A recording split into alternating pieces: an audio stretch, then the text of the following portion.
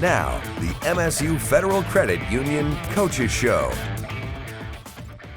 When things aren't going well, a win over your biggest rival can do a lot to change the mood around an entire season. Michigan State's football team had that opportunity this past Saturday as MSU welcomed rival Michigan to Spartan Stadium. It did not end in a Spartan victory as MSU suffered its 5th straight loss this season. Here's a quick recap of how things went last Saturday.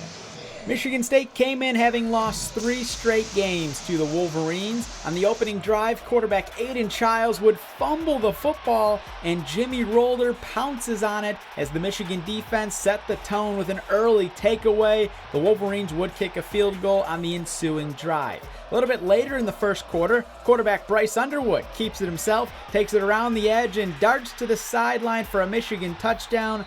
The Wolverines were up 10-0 as the freshman hit the Paul Bunyan pose. The MSU offense could not get anything going in the first half until Mekhi Frazier breaks a tackle, spins and breaks free on the second play of the second quarter. It's a 49-yard run to flip the field and give the Spartans some juice. It was a part of a 10-play drive for MSU, and it was capped off by quarterback Aiden Childs getting into the end zone on the QB keeper. This was a 10-7 game at halftime. At the start of the third quarter, Michigan State's defense came up with a huge play.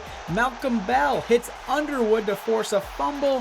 However, the officials threw a flag because Bell was barely offsides as the ball was snapped, so the Wolverines would keep possession and turned it into points. Justice Haynes ran in his first of 2 third-quarter touchdowns to grow the lead. Then in the fourth quarter, the other running back for Michigan, Jordan Marshall, delivered the dagger with a 56-yard touchdown run. Michigan took down Michigan State 31-20 and celebrated with the Paul Bunyan Trophy for the 4th straight year. Kara Adams was there and has more.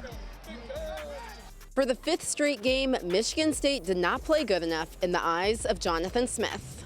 Don't get it done and just was not good enough to overcome some of the penalties we inflicted on ourselves. A couple tough calls, not good enough tonight. We just didn't execute. You can't keep putting 30 longs in. I mean, it's not gonna really get a lot out of it. So, yeah, execution was big, and we didn't do it.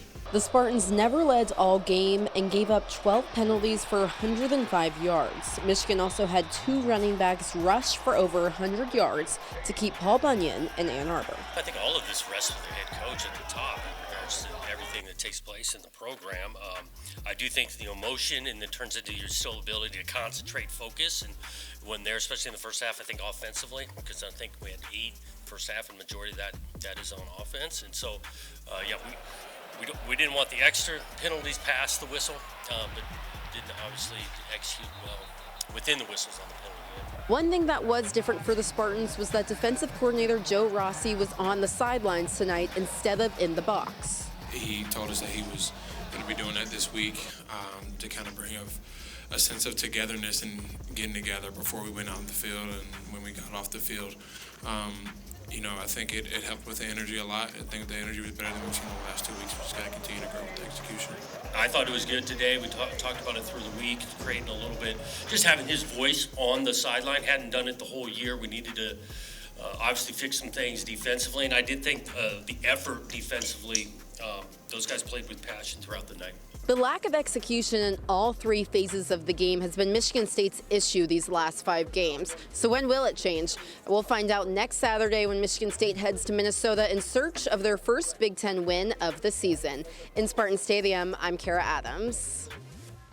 It is clear the fan base has gotten frustrated with the state of the program. Even Spartan legend Magic Johnson took to social media this week and said the offense is lacking imagination and the team looks uninspired. When we come back, we're going to be sitting down with head coach Jonathan Smith to talk more about the losing streak and how they can turn things around this season. We'll see you soon. When you're shopping, do you get cash back with cash? Nope. What about when you use a debit card? Not a chance. But when you use MSU FCU's Cashback Plus? Heck yeah. Get up to 20% cash back on your purchases with Cashback Plus. Dining out? Cash back. Online shopping, cash back. Home improvement, cash back. Discover more at msufcu.org/cashbackplus. Welcome back to the MSU Federal Credit Union Coaches Show. Michigan State's 31-20 loss to rival Michigan this past Saturday moved Jonathan Smith to 3-11 in Big Ten games during his time as MSU's head coach. In 10 of those 11 losses, the Spartans have also lost by double digits. It's clear the fan base has gotten frustrated with how things are going for the Spartan football program, and it's led to a lot of boos at home games throughout this season. We had a chance this week to sit down with Smith to talk about the loss to Michigan and more. Coming off your fifth straight loss, what is sort of the rallying cry with the team? Obviously, when you lose to your rival, that's always, there's so much energy put into that one, but what's sort of the message now to the group? Yeah, I think you tell the truth of that things not easy, right? This is hard going through because these guys are putting a lot into it. Still forward thinking, right? You got opportunities in front of us. Still more to play for and get ready and those kind of things. So we talk about it. So you own it. You tell the truth like this. Trying not to sugarcoat. But also focus on what's in front of us. Are the players, when they hear sort of what has gone wrong, are they responsive to that? Do they kind of own that as well? Yeah, and this means a lot to them. And so, there's ownership and disappointment, right, when they don't do it exactly correctly and those kind of things. And the same way on the coaching side of it, right, always trying to find a better way to do it or emphasize it a different way, those kind of things. And we're all doing it together. And I'm sure a stretch like this is not easy for you, the other coaches, but how do you handle it personally of like getting through these tough times? Yeah, I think you think about others, right? You're not isolated. It's not just I'm the only one going through a hard time, right? There's others. It's a big organization, and so you think about them and continue to push. But find nuggets of growth where you can point out and making sure that all of us feel that we're still in it together. Where are those areas of growth that you have seen now heading into the last month of the season? Yeah, holistically, thinking about some of the assignment, much more sound defensively. I mentioned again our punt unit have been really strong for us early in the year. Hit a rookie spot, but played really well this last weekend and things like that. Offensively, have shown to be able to move the ball, finish in the fourth quarter with some effort. We're looking for much more consistency. And so you pointed out when it's right and when it's wrong or could be better, and that's how you coach. Yeah, with consistency with the quarterback play right now with Aiden. Obviously, he has a decent game against Indiana, not probably the game he was hoping for against Michigan. What's sort of the message with him this week, or where do you want to see him just continue to get better? Yeah, you continue to find that consistency, and again, it's 11-man football offensively, and you think about coaches too in regards to we're always putting him, but the offense best positions, what is best, so we can find that consistency, and we're still searching for it. With Alessio too, do you almost try to game plan to work him in throughout games at all? Yeah, just like every position, it's a consideration, right? Just you look at every spot, offense, defense, special teams. So what's the depth chart look like? Who's growing and improving? What gives us the best chance? And so those are conversations that take place every week. How has he too handled that backup role, and what have you liked about with Alessio? Like his approach. He's prepared, knowing that he's one snap away. When he's gotten out there, he has executed on a lot of things, not perfect, but he has been ready to go when called upon. What have you, I guess, liked too about the way the team is responding each week? Obviously, the results aren't there, but what is something that keeps you hopeful for this last stretch now? I look at the leadership of the team, when things are hard, how they have handled, worked, kept people together, that kind of thing, 'cause it's not easy. I watch us practice as a group. I think they're continuing to work, whether they're playing a lot of snaps or not many snaps at all. The effort and the buy-in throughout the week, and really the way we continue to play with some effort on Saturdays, we need to keep it, and we will break through at some point. There's still a belief of that. With the defensive, obviously, with Joe Rossi being on the sidelines, he obviously now is going up against Minnesota. There's a lot of familiarity there. What is the game plan with him this week? Does he help out in a lot of ways with scout team and all that stuff? Oh, there's definitely understanding. He'd been at that place a long time. I know there's a mutual respect on both sides of it with him. He came down to the sideline. You mentioned last week, and a lot of that was for in between the series, and I thought we got a lot out of that. I think that'll continue. And so, yeah, Joe's familiar with the place, and we'll try to use all his experience there to our advantage. What went into that decision to have him on the sidelines? Was that something you guys have been thinking about for a while? I think, conversations just, again, where the last couple of weeks defensively, we wanted to make some improvement, and we thought one way that could help us to improve and play better was him, again, back to the communication in between the series, and we did it, and I thought it was some positives. The energy and passion he does bring too, I guess, how can that help get the guys just going on the sidelines too? I think on that side, that unit, they do, he does a nice job of command, communication. I know the guys respect him, that kind of thing, and so that helps. With the state of college football right now, and I know you were just asked a little bit in your press conference of how crazy things are right now, of coaches being let go even if they're number one team in the country when the season started. What is sort of the pressure that coaches face now that maybe a few years ago wasn't the case? Yeah, I think, whether the pressure is just more immediate results, those kind of things. And that's kind of the environment we're in the last, call it, year or two. There's been dramatic change, right, in college football, and that's something that's new and ever changing. How do you, in a way, adapt to that change too? How have you been able to do that? Yeah, I think you want to continue to be fluid as things change about the game and being fluid to be able to adjust. And I still think this thing comes down to tackling and blocking somebody and those kind of things, and never losing sight of some of the things that are truly about football and preparing and working. And that's what you can control is this current season we're going through is the day-to-day preparation and work with our guys, and we got to keep working at it. Joe Rossi will be back on the sidelines this weekend, coaching up the Spartans on Saturday against Minnesota, which is a place he spent 7 years coaching. Prior to becoming the defensive coordinator at Michigan State, Rossi was the DC at Minnesota from 2019 to 2023. So he'll have some added juice this Saturday for sure. And coming up after the break, we'll sit down with one of the leaders of the defense and share his journey to East Lansing. We'll see you soon.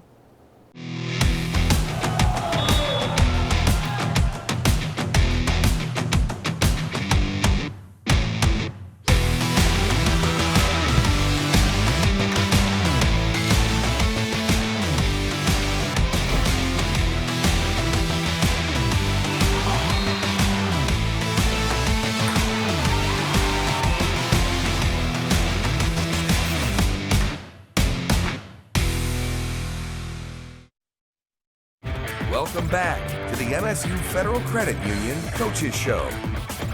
A bright spot on Michigan State's defensive line this season has been Alex Van Sumeren. The redshirt junior has a gritty and tough presence on the field, and he credits the way he was raised to who he is now on the football field each Saturday. Our Kara Adams had a chance to sit down with him this week to learn more about his journey from Bay City, Michigan to East Lansing. When you haven't played for so long, it's something you crave. Like, I crave it. When you crave football like Alex Van Sumeren, it's easy to show up every day and represent where you're from. I got a huge love for, Bay City. It definitely groomed me into the person that I am. Just the hard work ethic, the blue-collar mentality. With my father and my mother and basically everyone in that city, just waking up every single day and working their tails off to, provide for their families. It's something that motivates me, and, I want to be able to give back to them and get back to the city eventually. The city that gave him his love for sports. Sports in general, right? In the winter, it was basketball. I was the point guard on the team. Many people don't believe that, but I was. I wasn't always a big kid growing up. Then baseball, in the spring, shortstop, center fielder actually, but and then football. But football was kind of always it. I always knew it wanted to be football. But this now defensive tackle wasn't always on the D line. I'm very fond of my high school coaches, Coach Willard and Coach Reed. They're great people, great coaches, and running back. And I didn't play defensive line until my 9th grade year. I played both ways. They're like, I think you could be a good defensive end. So kind of, played D end and running back, and, it stuck. So, I'm happy they thought that'd be a good position for me. Was there ever a pivotal moment where you were like, I know I'm capable of doing this at the next level? I kind of knew from the jump. I was a freshman and I started on varsity. you know, I was blessed to receive my first offer my freshman year of high school. So, you know, I kind of always knew, you know, I'm confident in my abilities and, you know, what God has blessed me with. So I've always had that, you know, belief and faith in myself. Which led him to commit to Michigan State. I was fortunate to have, you know, a lot of schools, a lot of big names too in my recruiting process. You know, Nick Saban, having him offer me a scholarship and a bunch of other big schools was, you know, that put even more, you know, belief and faith in me. But that goes to show you how much Michigan State, you know, stood out to me to turn down a bunch of, you know, other big names. And I just wanted to stay, you know, close to home at that point. You know, you can accomplish everything that I wanted to accomplish at Michigan State, and that's right down the road. That's 90 miles from Bay City. So why wouldn't I come here? It was a no-brainer. Plus, the added bonus of playing with his older brother, Ben Van Sumeren, during the 2022 season. Because of their age gap, the two had never played together until their time in East Lansing. When you come in here at 6 a.m. every morning and you know, you see your brother in the workouts and in practice, it was a great experience. And definitely something I'll remember forever. And it's actually funny, my first snap, my freshman year, is the first game, Western Michigan, we actually had a tackle together, the first snap. And my mom the next day, you know, she got the picture framed and everything like that. But after Alex's freshman year, he missed his sophomore campaign due to injury. It was a blessing in disguise. And during the time, you know, I didn't see it, right? It was a very tough time, but, you know, I was able to lean on people that were really for me, and I found out who was for me and who wasn't. I'm very fortunate, you know, to have my faith in God and my parents and, you know, people that are still on this staff today. You know, Coach Powell, he's one of our strength coaches, Coach Shaq Lee, you know, Mandy, the academic advisor, and there's, you know, some more people that were there that are still here now, but they really, you know, helped me, you know, get through that tough time. That blessing in disguise helped him get to where he is now. And this year I feel like I've taken it to a next level. I think you can see that on the field, and I think that's a credit to me having a full off season of work. I was able to do spring ball, summer workouts, everything, and I feel really good with you know, what I've been putting on tape, and I think people are seeing that and are taking notice of what I'm doing. I got to continue to do that. He credits that gritty and tough play to something he learned from a former teammate. You know, just a mindset of I'm not going to let another man put hands on me, put paws on me. You know, a smart dude told me that. One of my former teammates, Spencer Brown, he told me that. He said, "I don't care if it's t-shirts and shorts.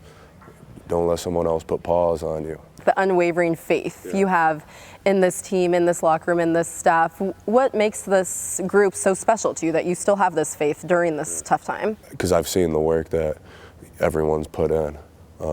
I've seen the leaders of the team. You know, Quindarius Dunnigan, specifically, he stands out to me, and many other people. But I've seen the work from all the time, from winter time to now. All the times are with, you know, Coach Mack in the weight room, and every single practice. I know what we're capable of, and we're capable of a lot.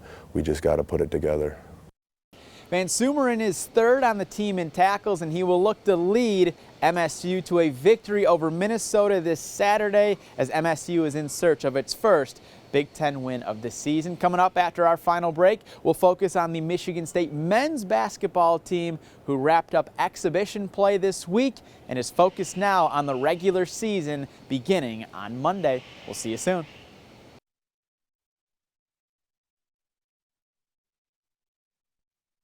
Welcome back to the MSU Federal Credit Union Coaches Show.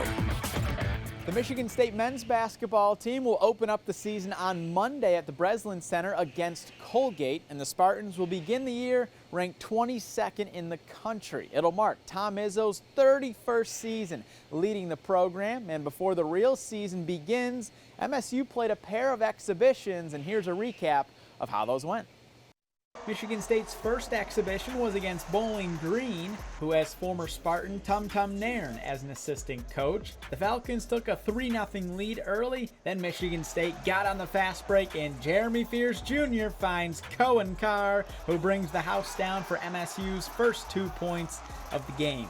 Later, Bowling Green pushing the tempo, but they don't see Carr, who comes out of nowhere and swats it away. Carr had 5 blocks in this game. Now, with less than a minute to go in the first half, Fears finds Jackson Kohler for the easy layup to put the Spartans up 9 at the break. In the second half, Sam Towns would knock down a 3 for Bowling Green to make this a tie game. However, the Spartans responded back. Miami transfer Divine Ugachukwu finds Carr for the rim rock and jam. Call it a hop, skip, and a do, giving the Spartans the lead right back. Carr led the team with 17 points in the exhibition, and later in the half, Fears drives the lane, gets the bucket and the foul. Michigan State went on to win its first exhibition over Bowling Green, 75-66. The ball movement I thought was great. When you have 24 assists on 27 baskets, we had 14 blocks. I don't know how that happened. We're not a shot blocking team.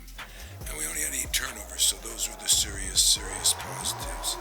Every year for me it's been a different group. So just the fact, figuring out how to play with those guys that I don't play with often or that's new to the squad. So, I think they did a great job of, filling in, and I know a lot of them was a little nervous, but at the same time, we're here to play ball and get better.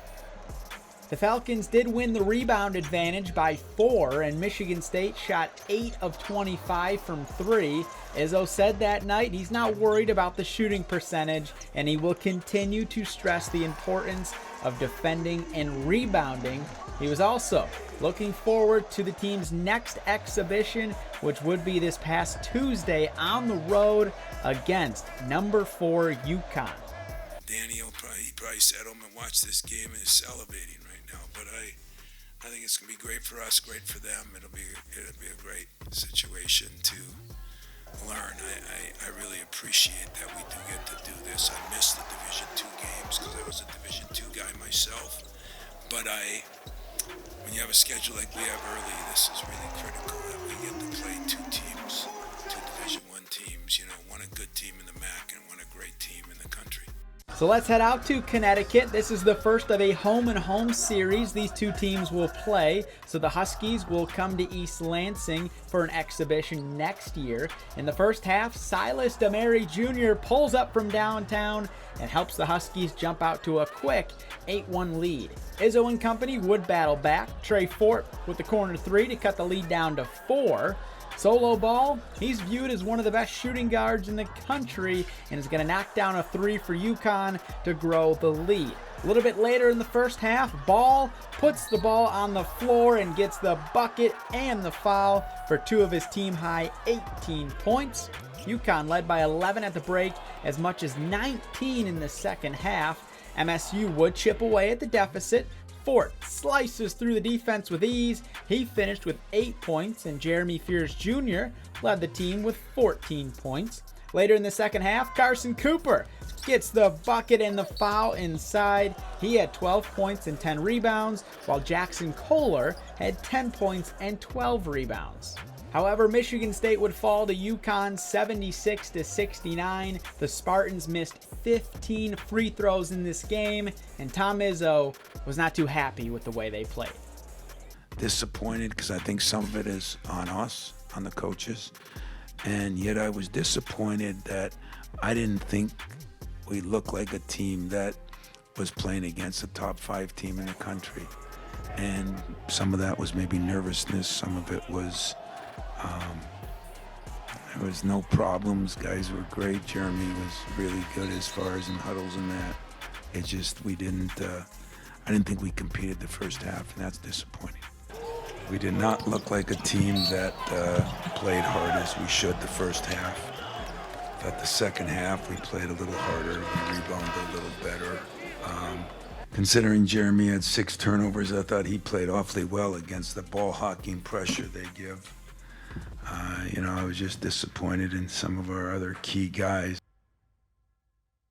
After they open up the season on Monday against Colgate, Michigan State will then host Arkansas on Saturday, November 8th at the Breslin Center, and it'll mark the 6th all-time meeting between Tom Izzo and John Calipari, who recently was the head coach at Kentucky. So that should be a fun one.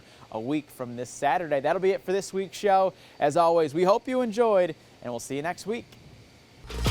Now, the play of the week, sponsored by Chupan & Sons. I think McCray could have some opportunities in this game. Handoff up the middle, big hole. Frazier's got a first down, still on his feet. Childs downfield the block. Frazier down the sideline. What a run for Michigan State. They needed a big play, and Spartan Stadium provides the energy. That's an extra 15 yards on the run because of the hustle play by the quarterback. Not having a great game throwing the football, that's a big-time leadership play by your quarterback. When you're shopping, do you get cash back with cash? Nope. What about when you use a debit card? Not a chance. But when you use MSU FCU's Cashback Plus? Heck yeah. Get up to 20% cash back on your purchases with Cashback Plus. Dining out? Cash back. Online shopping? Cash back. Home improvement? Cash back. Discover more at msufcu.org/cashbackplus.